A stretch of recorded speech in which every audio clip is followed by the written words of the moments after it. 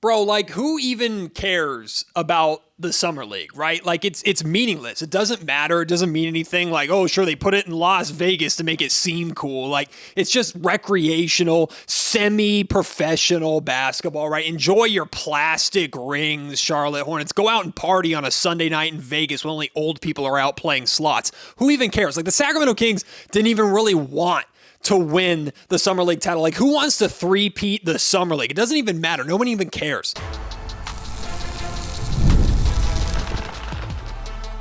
You are Locked On Kings, your daily Sacramento Kings podcast, part of the Locked On Podcast Network, your team every day.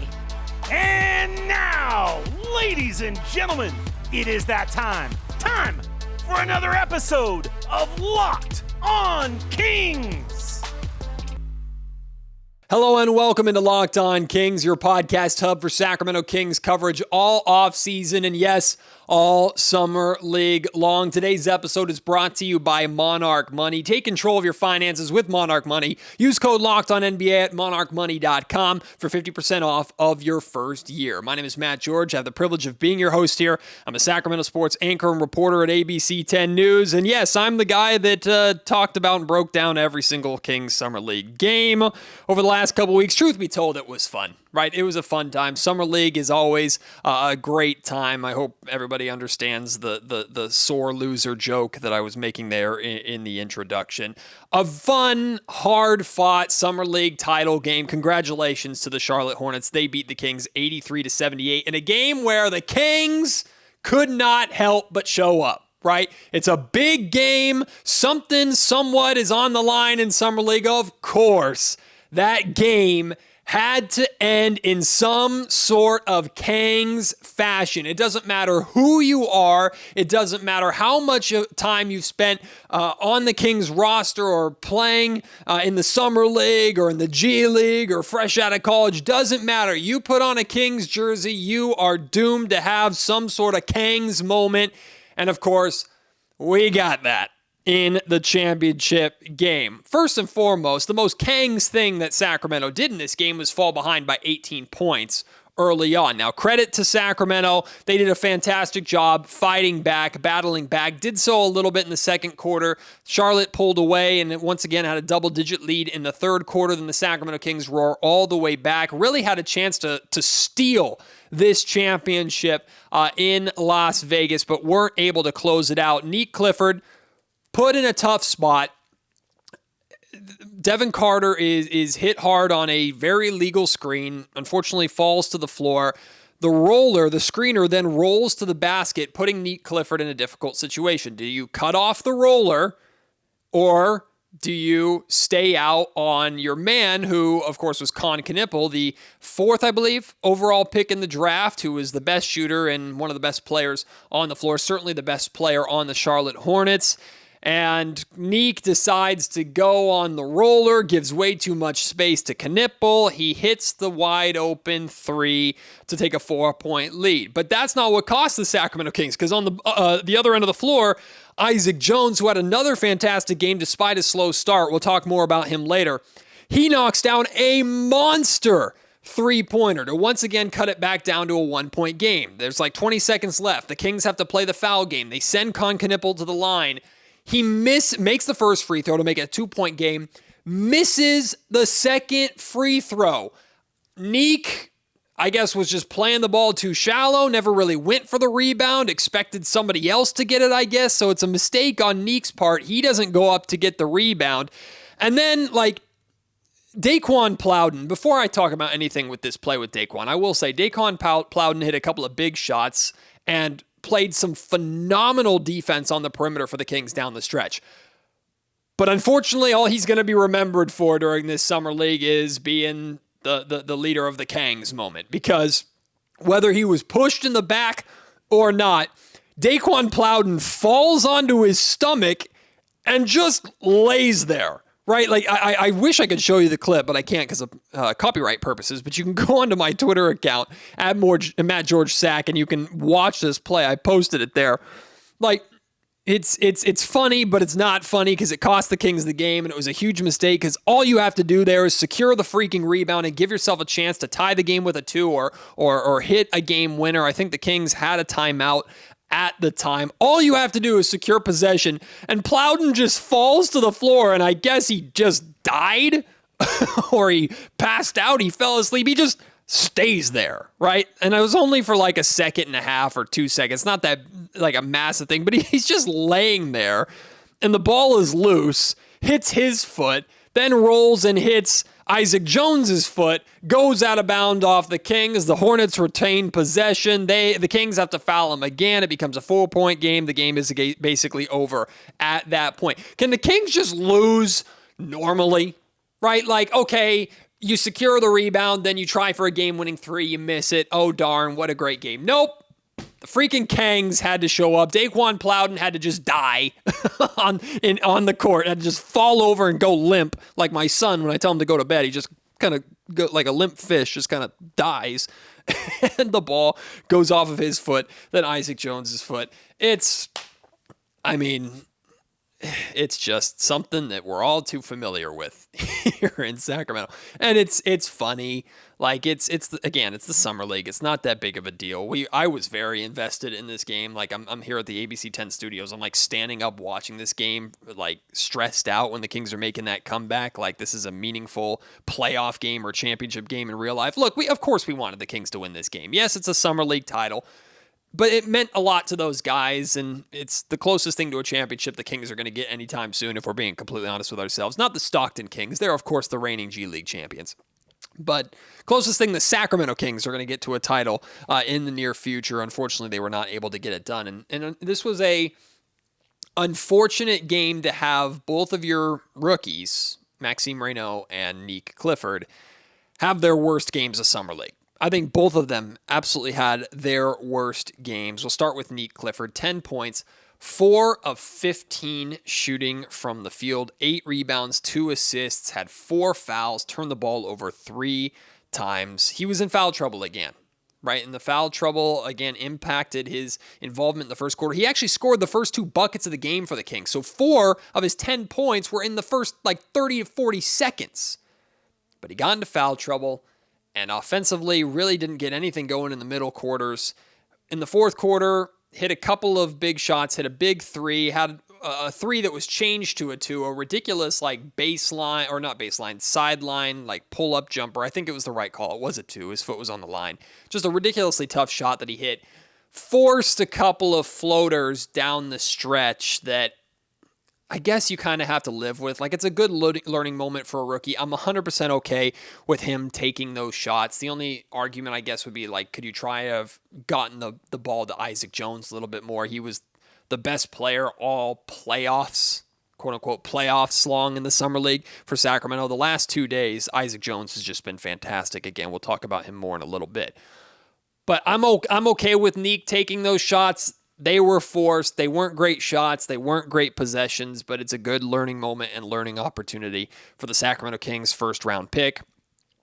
2 games in a row where Nick got into foul trouble. And again, in the Summer League playoffs, it goes to regular NBA rules in terms of fouls. In the regular Summer League, you have, I think, 10 fouls. So you can just foul all the time, and who cares? But in the playoffs, in the Summer League playoffs, they revert it back to the 6 fouls like in the NBA. And in both these games, Nick Clifford gets into foul trouble. I'm very much looking forward to seeing how Nick can work specifically with Doug Christie on that. Because I've watched Doug as a Kings assistant coach over the last few years work directly with players on their on-ball defense, how to defend without fouling, horizontal quickness, right? Having your hands be in the right positions, being physical without, again, fouling or swiping or reaching or anything like that. I've even watched Doug Christie as a head coach do that with guys like Zach LaVine. Caught it on video a couple times at Kings practices last season. So Doug Christie already seems like an ideal coach for Nick Clifford's type of player because there are a lot of similarities in Nick Clifford's game and Doug Christie's game. But I hope we get the opportunity to see Doug and Nick directly working with each other on Neek's on-ball defense. Because while he's not going to have as big of a role with the Sacramento Kings this upcoming season as he had in Summer League, of course, he's going to struggle staying on the floor defensively if he can't defend without fouling. So that's something that he clearly needs to work on, and I'm excited to see Doug Christie work on him with that. Then you have Maxime Reynaud, who also had his worst game of Summer League, in my opinion. 9 points, 4 of 11 from the field, 7 rebounds, 1 steal, 2 blocks. Like, I've been talking about this with Max since game 1. The skill is obvious, especially offensively, right? He moves really well off the ball. He's got good passing skills. Of course, his ability to space the floor, knock down the outside shot. That's all there. That's great. That is NBA ready. The dude is not physical enough. Like, the physicality of the NBA is going to be a wake-up call for him. And whether, like, he just is not enough of a presence in the paint on both ends, but especially defensively, right? Whether it's not being physical enough to battle for rebounds or be in the right position to fight for a rebound, or truly protecting the rim and trying to block a shot, not just sticking your hands up, but trying to block a shot or cut off a lane to the rim, or being aggressive, being a presence. Like, the Charlotte Hornets had no fear attacking Maxime Reynaud in this game with him in the paint. They didn't. They got downhill. Now they were cooking the Kings on the perimeter. The Kings' perimeter defense in this game, especially in that first quarter, was dreadful and all too familiar to us Sacramento Kings fans. But Maxime Reynaud, all summer long, struggled being a defensive presence in the paint. And then even offensively, there were a couple of shots that he missed in the fourth quarter that were off the pick and roll that he just rushed, or he was bumped in the paint that he couldn't convert, that the Kings needed him to convert down the stretch. I'm not saying all this to overreact to it, right? It's good that we have a clear and obvious area that Maxime needs to work on. Like, he's a second-round pick for a reason. Am I concerned about it? No, I'm not. I think, like, this is just naturally going, just like Neek's going to have to learn how to defend without fouling and the speed of the NBA game and how to find his shots and not force things offensively. Maxime's just going to need to develop as a physical big. The physicality of the NBA game is going to be a wake-up call for him. Like, I'm thinking to training camp, and I'm thinking, okay, he's a big fan of Domantas Sabonis. He and Sabonis are going to get to work together a lot. I hope in practice and during training camp, Domantas Sabonis and Maxime Reynaud are guarding each other, right? We'll see these when they do scrimmages and they're 5-on-5 drills, and typically you'll have the 5 starters playing the 5 bench players. I hope it's Maxime Reynaud as the backup center and not Drew Eubanks right away, right? I want Maxime to try to defensively handle Domantas Sabonis, because Domas is going to beat him up, right? Domas is a physical beast of a player. We know this. We know Domas does not shy away from physicality. And Domas, while shorter than Maxime, is going to go right into Maxime's chest, is going to try and bully him and push him around on the block. And he's not going to do that with any sort of ill intent. Like, I think that's what Max needs in order to learn, to develop. Of course, he's going to hit the weight room, work with the Kings strength and conditioning coaching staff on that too. So I'm not concerned by any means with Maxime Reynaud, but the physicality is the biggest thing that stands out for him. He just has to get more comfortable with the physicality on both ends of the floor if he wants to be a consistent rotational piece, not just in Sacramento, but in the NBA as a 7'1" player, period. But there were some bright spots in this game. I already hinted at how good of a game Isaac Jones had. Do want to talk about Devin Carter, because once again, he's controversial. A lot of people hating on his game, but the Kings would have been blown out without Devin Carter in this game. Plus, we'll look at Kings Summer League as a whole. That's all still to come here on Locked On Kings. Like I said at the top of the show, this episode of the Locked On Kings podcast is brought to you by Monarch Money. Ever wish managing your money felt easier? Well, with Monarch Money, it can be. Whether you're growing your savings or planning a big purchase, Monarch puts you in the driver's seat. It's like having your own personal CFO, giving you full visibility and control over your finances. Monarch Money is more than a budgeting app. It's a complete financial command center. You can track all of your accounts, investments, and spending in one place. So in addition to managing your money, you're also building your wealth. Having everything in one app, it sounds so simple, but it's truly a game changer, right? A lot of these apps will help you like specifically with budgeting or specifically breaking down like certain areas of where your money goes. But you also have to have your own personal like Microsoft Excel sheets on your computer or a couple different apps to do everything that Monarch Money has all in one place. And that includes managing multiple accounts, right? If you have shared or separate accounts with your partner or whoever it may be, Monarch Money can handle all of those and then some. So take control of your finances with Monarch Money. Use code LOCKEDONNBA at monarchmoney.com for 50% off your first year. That's monarchmoney.com, code LOCKEDONNBA for half off your first year.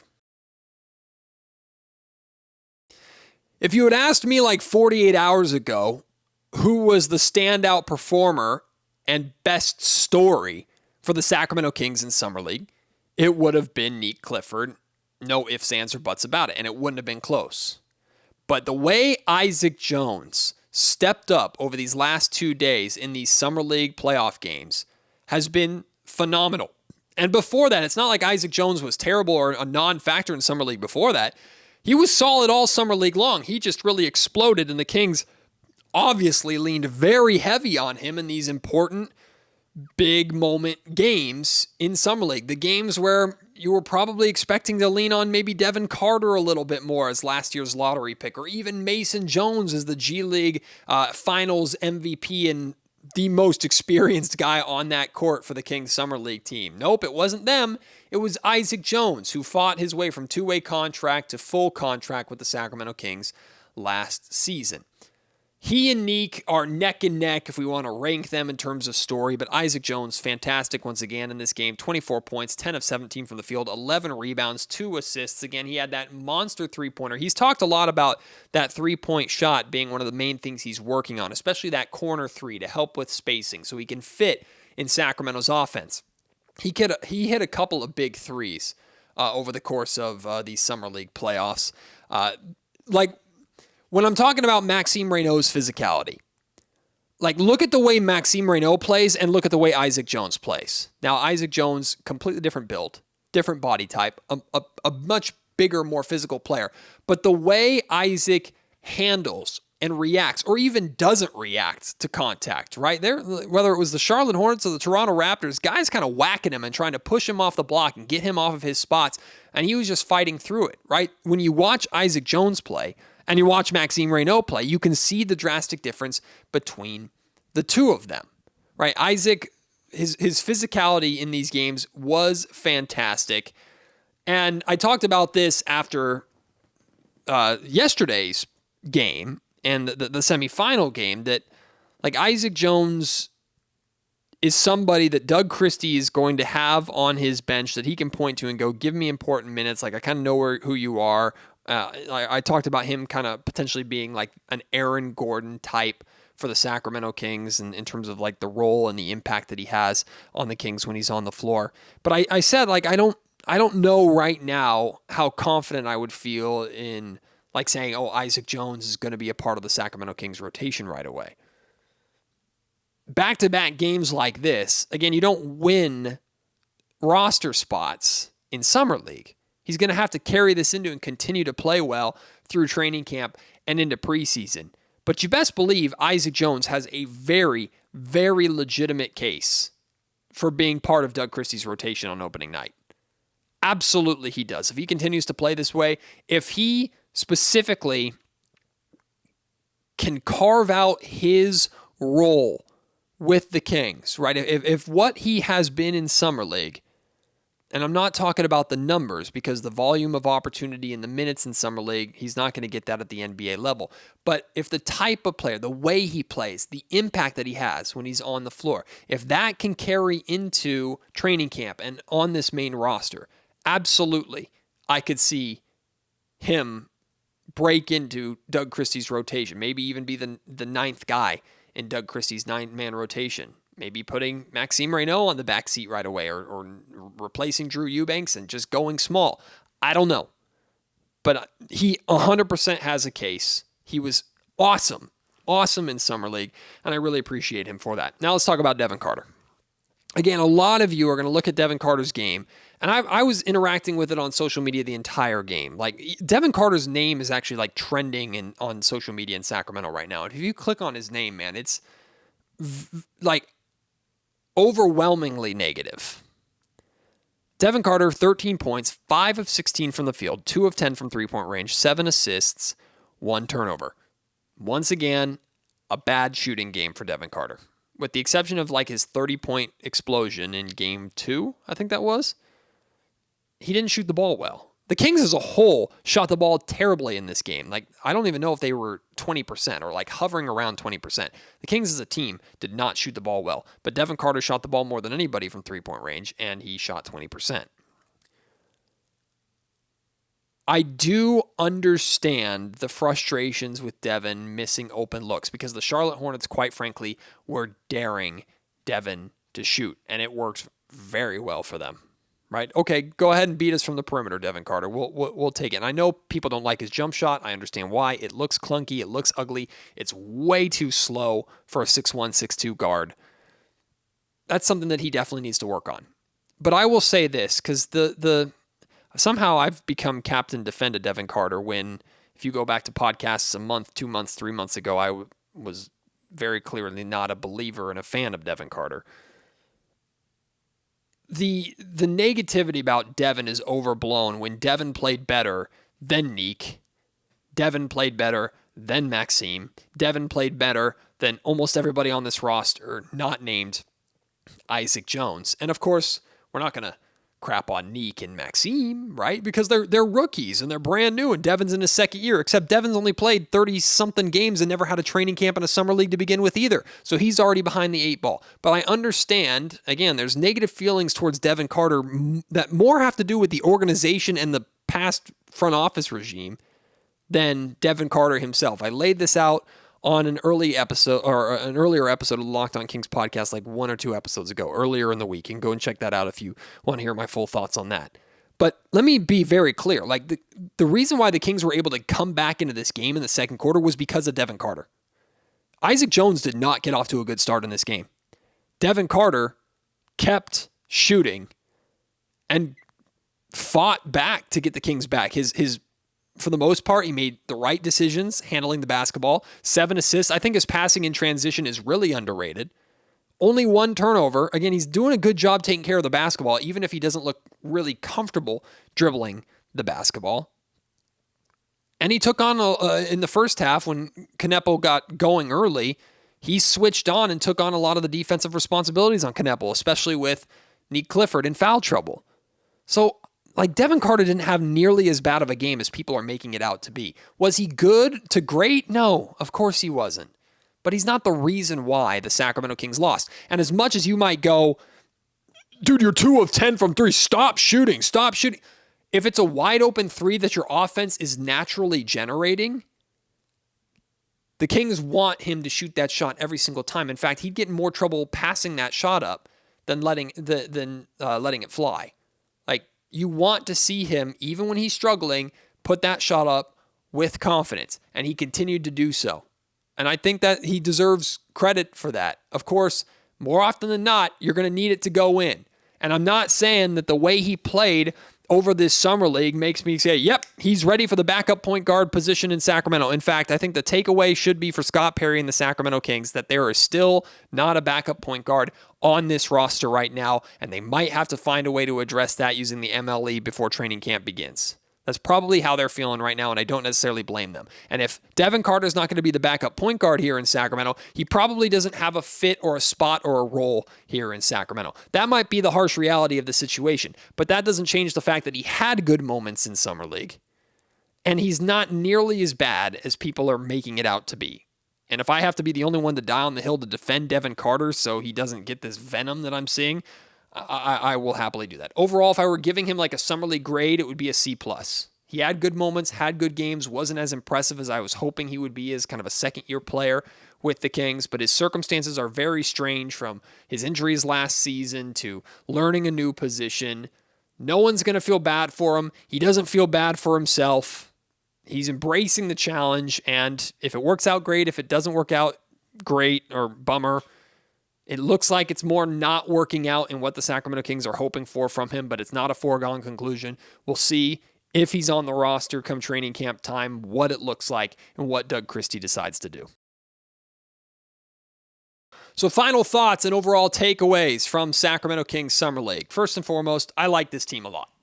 Like, for a team that was only together for a week and some change for training camp or Summer League training camp to then go undefeated, make it all the way to the championship game, and do so off of the effort and intensity and hustle that they play with on the defensive end. Like, every single time the Kings went on a run or had their best moments in Summer League in all these games, it was starting on the defensive end. Right, as a team, as a whole, I think this team was great. I think Depeche, the Summer League head coach, did a really, really good job with this group. They should be very proud of themselves and how well they played. They were very entertaining. I think a lot of them, if they don't get looks from Sacramento in terms of training camp invites or the Stockton Kings, they're going to get looks around the league or the G League somewhere. A lot of good talent on this roster and a lot of good dudes from what I understand and what I've heard about this group. Nick Clifford, NBA ready. Certainly has things that he needs to work on. Is not an NBA star right away or anything like that, but he's NBA ready. He's an NBA caliber player. That's been made very clear over Summer League. Maxime Reynaud has NBA skills on the offensive end. The physicality of the game, something he needs to work on. But the fact that that's laid out and that's clear and he knows that as well as the Sacramento Kings means they can attack that not at training camp, not in preseason. They're going to start working on that as soon as he gets back to Sacramento, right? And Maxime, again, is the guy that came to Sacramento after he was drafted and right away was working out twice a day in the Kings practice facility. So you best believe he's going to put in the work. So I'm encouraged by that. Again, Isaac Jones, incredibly impressive. Dylan Cardwell had some awesome moments on defense. Even took an elbow to the chops today and got back up and still played very physical. I'm excited about him as a two-way player. Way more positives than negatives with this Summer League team. This was a fun Summer League. It certainly helped with content. It helped us kill the time. Now we're going into the true dead period of the NBA offseason, right, where we're anxiously going to be seeing what the Kings decide to do, if they're making any more moves in free agency and using the MLE, and we can't wait for the schedule to drop. And other than that, there's a whole lot of nothing until training camp begins. So I appreciate this Summer League team for taking us on a fun ride over the last week or two in Las Vegas. And a lot of those guys deserve a ton of credit. Now I want to hear from you. Your thoughts on this game, your thoughts on this Summer League team, what stood out the most to you.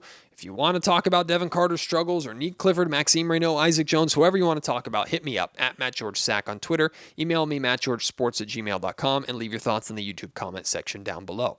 I've really enjoyed the frequency of the Locked On Kings podcast picking back up over the past couple of weeks, and I'm going to try and keep that frequency up as much as possible. Like I said, we're going into a bit of a dead period content-wise, but I'm still planning on having guests on the show, different topics still to cover as training camp gets closer. I still, yes, and some of you are probably yelling at me or rolling your eyes at this, I still want to do the fans only podcast that I talked about at the end of last season. I still have all of you that I chatted with and got your emails and stuff. I still plan on doing it, so keep an eye out for that. Even my wife, who is a clueless Sacramento Kings fan, says she wants to be on the podcast and wants me just to ask her Kings questions. So if that's something that you think would be a fun episode as we kill the time, I'd be happy to do that too if you'd be interested in that. But appreciate all of you who've ridden with me throughout this Summer League time, and I hope you stick around for training camp and beyond. Until next time, my name is Matt George. You've been listening to the Locked On Kings podcast, part of the Locked On Podcast Network.